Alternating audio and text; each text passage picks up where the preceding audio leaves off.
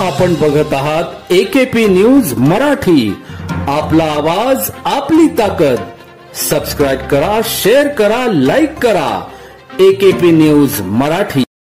सप्तशृंगी गडावर नवस्फूर्तीसाठी जाणाऱ्या भाविकांची गाडी दरेगाव फाट्यानजीक उलटल्याने 26 जण जखमी झाले आहेत, तर इतर जखमी भाविकांना पुढील उपचारासाठी जिल्हा रुग्णालयात हलविण्यात आले आहे।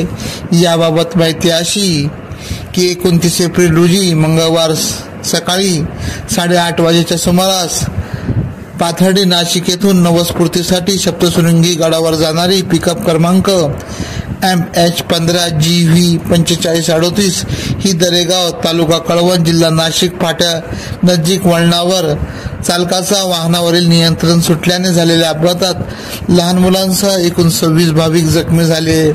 या अपघाताची माहिती मिळताच 108 रुग्णवाहिकेद्वारे जखमींना वणी येथील ग्रामीण रुग्णालयात प्रथम उपचारासाठी दाखल करण्यात आले।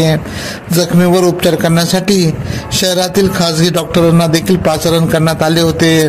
वणी ग्रामीण रुग्णालयात डॉक्टर विराम ठाकरे, डॉक्टर अनिल पवार, डॉक्टर प्रकाश देशमुख, डॉक्टर योगेश पाटील, वणी ग्रामीण रुग्णालयातील डॉक्टर किशोर मोरे यांनी जखमीवर प्रथम उपचार केले, तर कळवण तालुका वैद्यकीय अधिकारी डॉक्टर बेगाळ यांनी वणी रुग्णालयात भेट देऊन जखमींची पाहणी केली।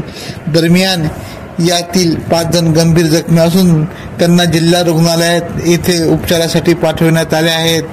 तसेच अपघाताची माहिती मिळताच कळवण पोलीस स्टेशन व नांदुरी आउटपोस्टचे कर्मचारी घटनास्थळी दाखल झाले।